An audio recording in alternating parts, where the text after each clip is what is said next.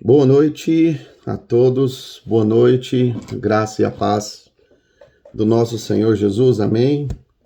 Mais um dia do nosso jejum, vamos para mais um devocional. Queria compartilhar com você o que está escrito ali na carta do apóstolo Paulo aos Romanos, capítulo 8. A carta do apóstolo Paulo aos Romanos, capítulo 8, verso de número 1. Romanos, capítulo 8, verso 1.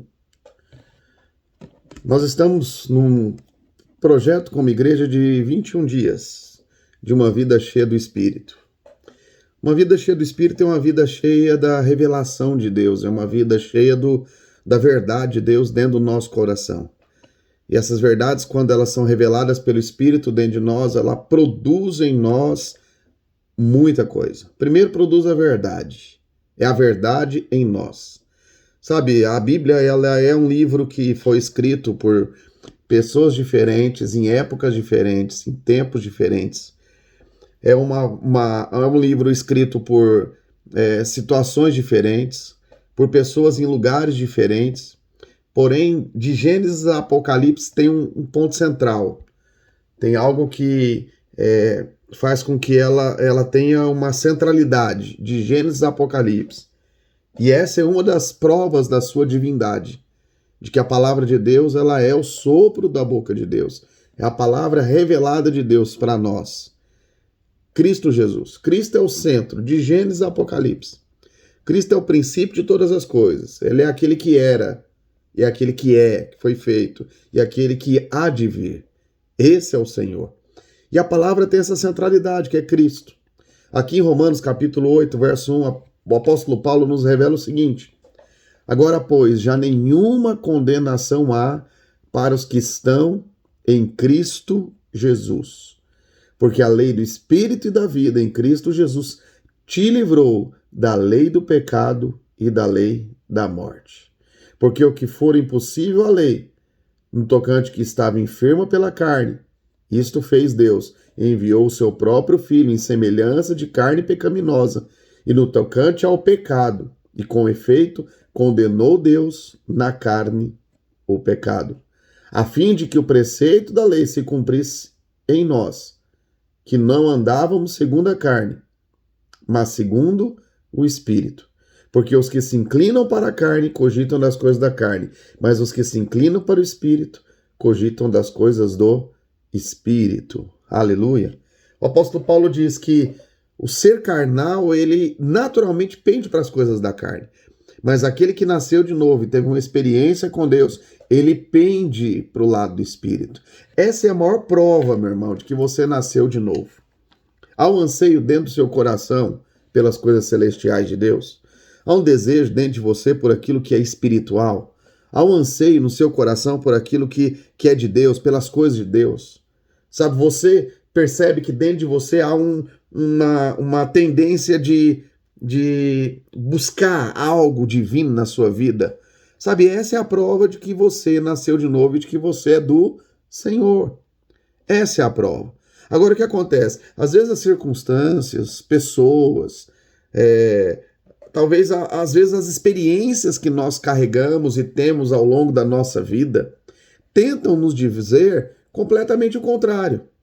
E o apóstolo Paulo ele é muito claro aqui e enfático para mim e para você, dizendo o seguinte: olha, nenhuma condenação há para aqueles que estão em Cristo Jesus. Em Cristo Jesus. Essa preposição em Cristo Jesus, ela significa para dentro de Cristo Jesus.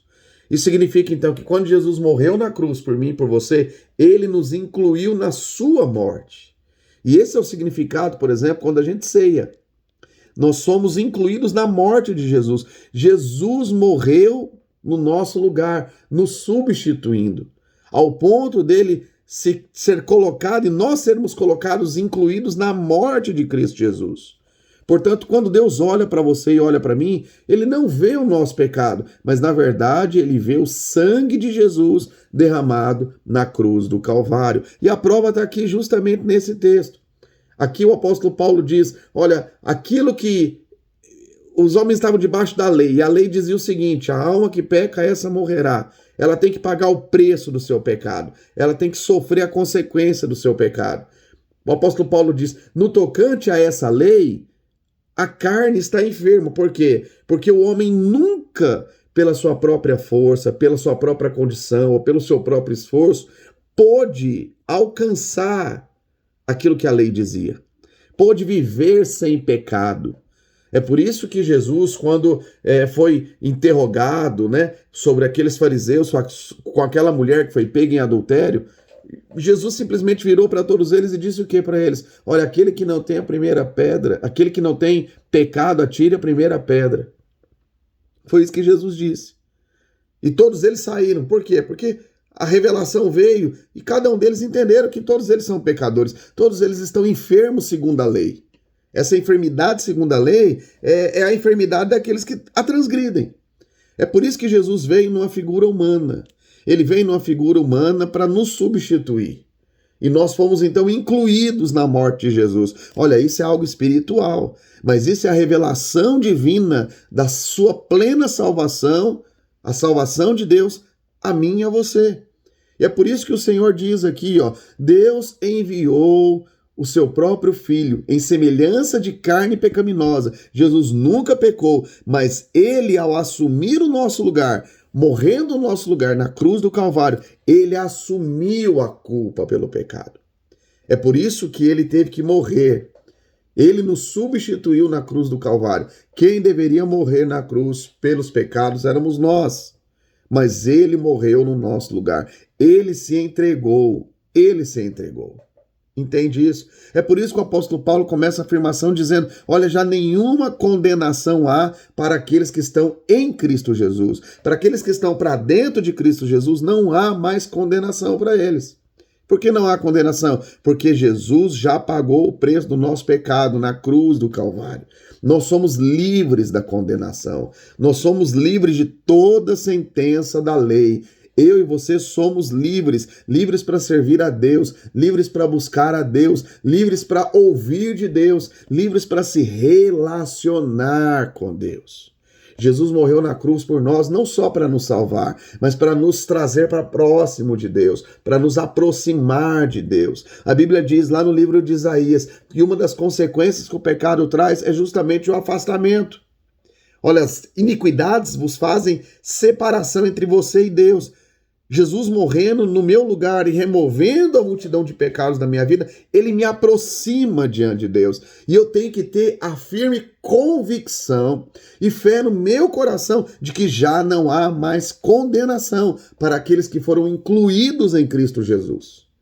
Isso é revelação. Por que isso afeta a minha vida? Olha, quando você vive uma vida, preste atenção, quando você vive uma vida sempre se questionando, ou sempre tendo o sentimento de que você está devendo Deus, sempre tendo o sentimento, sabe, de que você precisa pagar uma penitência, que você só vai receber algo de Deus se você fizer por onde, que se você cumprir alguma ordem apostólica, ou cumprir algum voto, só assim Deus vai fazer. Olha, no Velho Testamento, muitas pessoas, muitos profetas e muitos homens de Deus fizeram votos diante de Deus.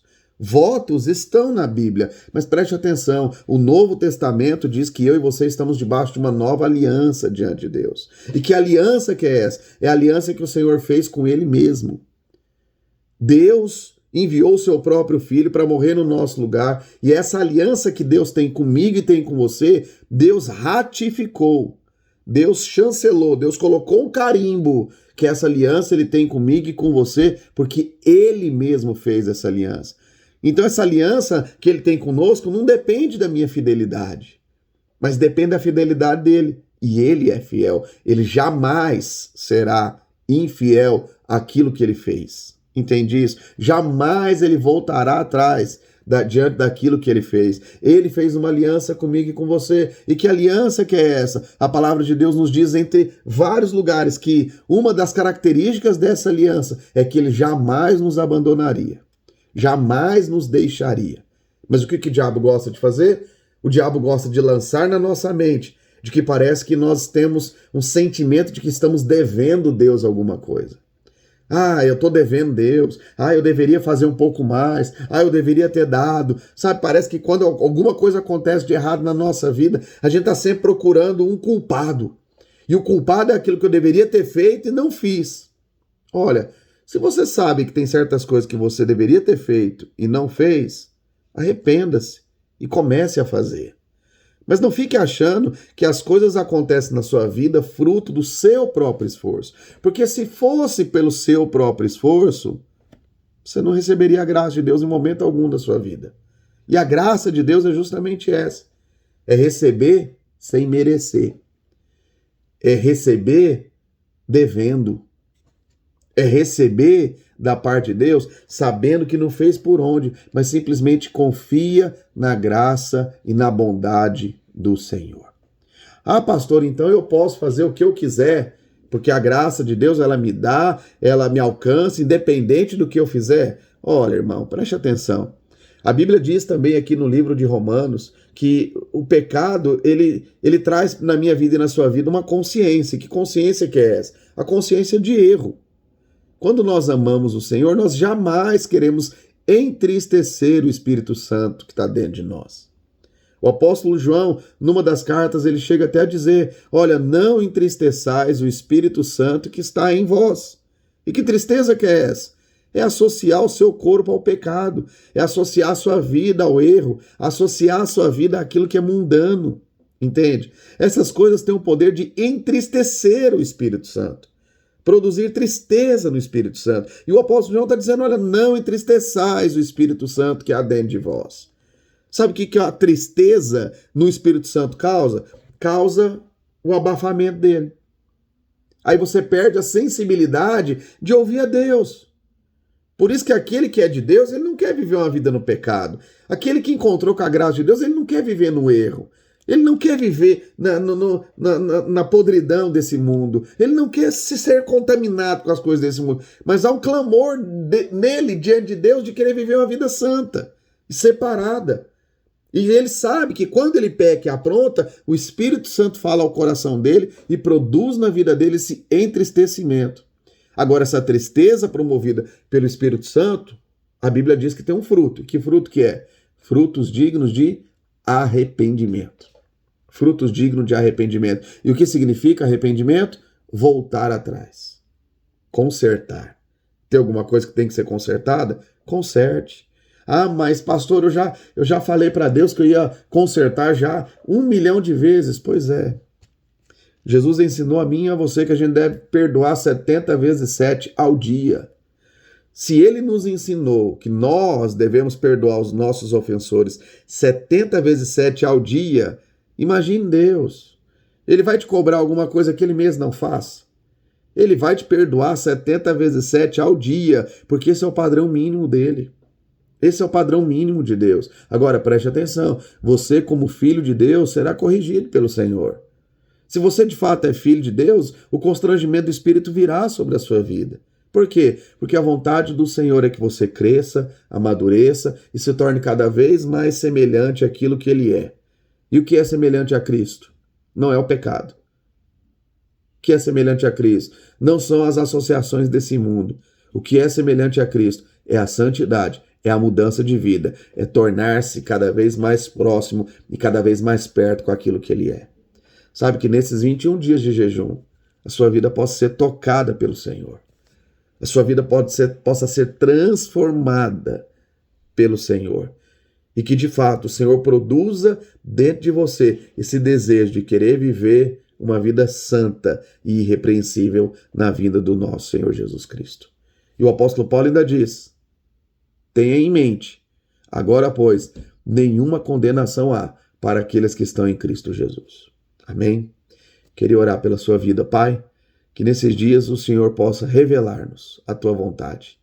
O Senhor possa trazer sobre nós a verdade do teu Santo Espírito e que o Senhor possa moldar as nossas vidas conforme o teu coração. Senhor, que sejam 21 dias de transformação, que sejam 21 dias de revelação. Essa é a nossa oração nessa hora, em nome de Jesus.